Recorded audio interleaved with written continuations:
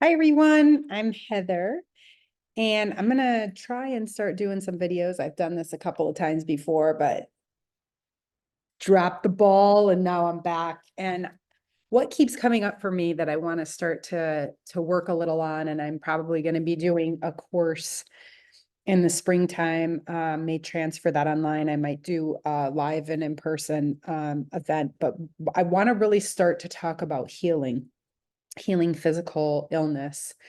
Um, One of the things that I am noticing as a coach with a lot of my clients is that there is a lot of physical ailments, from cancers to blockages in digestive tracts to just a lot of illness that is starting to happen. And as I coach these people, I'm starting to notice the correlation between their emotional well-being and the physical symptoms that are in the body. And I'm noticing that, well, I'll give you an example. For instance, one of my clients has had thyroid cancer. And one of the biggest issues that we are working on is learning how to speak her truth. Most of her life, she learned, for whatever reason, safety reasons, for what she grew up with, that she needed to shut her mouth. And in order to keep the peace in the family, she needed to be quiet and not talk about her truth, which is a very common thing in a lot of families. And in doing that, she created what's called a protector part.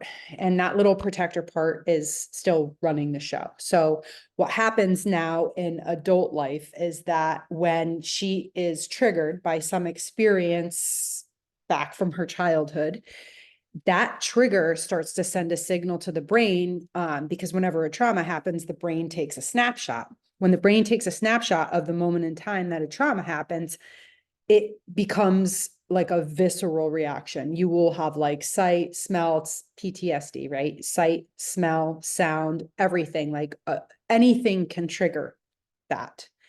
And so what happens is when you're triggered, your brain goes back to that picture that it's stored and says, like, danger, danger, danger. There's a major issue here. We need to protect ourselves. And you're not in the same situation that you were when the trauma happened. You could be in a complete different situation now. You could be living your life completely safe. And in that moment in time, when the trigger happens, you immediately revert back to that trauma.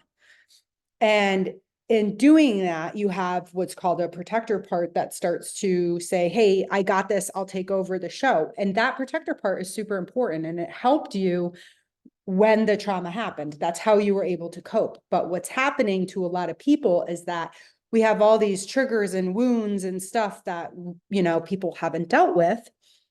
And now, especially more than ever, people are being triggered and re-traumatized, and these protector parts are coming and stepping up and taking over the show, and they're operating. So you'll see people that are, in their 30s, 40s, 50s operating like a 4-year-old because they're operating from that protector part. But what's happening is what helped you back when the trauma happened is now starting to hurt you. That's the thing that is actually starting to hurt you, because you will continue with the behavior that helped you when you were young or whenever the trauma happened. And the more you continue in that, the more you don't deal with the emotions. So what happens is, when a trigger happens, an emotion is right there, right? Thoughts are electric, emotions are magnetic. Thought goes out, we send an impulse, there's an emotion that's attached to that thought, the emotion comes back at you, and then we operate from that emotion, or we shut the emotion down. A lot of people are very used to numbing emotions. So when the emotion comes up, we numb it down. Lots of things, obviously, we all know there's a lot of numbing agents out there. So instead of processing the emotion, and when we don't process the emotion for whatever the trauma or the wound is that we're being triggered on, we're energy. We're slow moving energy. Our thoughts are energy, and that energy has to go somewhere. So if when an emotion comes up and it magnetizes to you, that feeling gets magnified, and then we don't want to deal with it, and we kind of compress it and push it down, right? And emotions are energy in motion. So if an emotion is supposed to be magnetized to you and we're supposed to feel it and process it, but the whole world is going, no, I don't want to feel it, I don't want to process it, then guess what's going to happen? We're going to hold the energy of that emotion in the body. And that's going to start to show itself by making us ill, right? Stress starts to happen. All these things start to happen. And then we'll start to notice things that are starting to slowly deteriorate our bodies. And I really feel like healing, people don't realize the power that we have within ourselves and the availability to heal ourselves. And I think a lot of people have been conditioned to believe that we are at the mercy of others, doctors, whatever. And trust me, don't get me wrong, there are 100% reasons and times and places to have traditional medicine. But on top of that traditional medicine, there's also the thoughts that we need to look at, and we need to really become aware of what we're focusing on, right? Because thoughts are energy, and energy, we just need to start to look at and focus on what we want. And that is an extremely hard thing to do when you are in the middle of what looks like absolute horror in your life. We all, when we have bad things happen to us, sit there and we fixate and focus on, no, but this is the reality. This is what's happening in my life. Instead of looking at, okay, so this is happening right now and it's happening for a reason. So what do I need to look at? What do I want? What do I want to create? What kind of life, whether that's health, relationships, money, it doesn't matter. What do I want to create?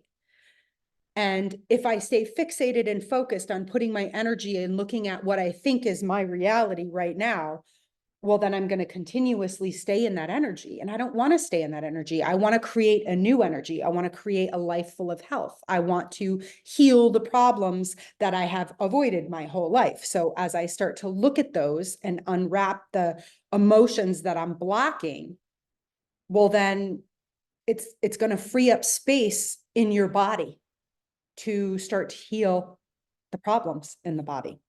And that also goes for mental illness, anxiety, worry, all of it. So I just today want you all to be thinking about what are the issues that you are having in your life. Write down like your top 3 issues, like I need more money, or I'm really sick right now and I need to get healthy, or I am in the worst relationship and I need to find a relationship that is going to serve me much better. Whatever issues you're having in your life, I want you to write down those issues. And then throughout the day, I want you to start to kind of look at your thoughts and track your thoughts on where are my thoughts? Are they constantly in, but this is what I don't have. I don't like this. This is not good. Are you looking at the problem? Or can you possibly today just look at the problem and then think like, well, what is the complete opposite of that? If I'm here, what would be the complete opposite of that I want? And I want you to write down what that is and just start to maybe put a little bit more attention and focus on that today. Have a wonderful day.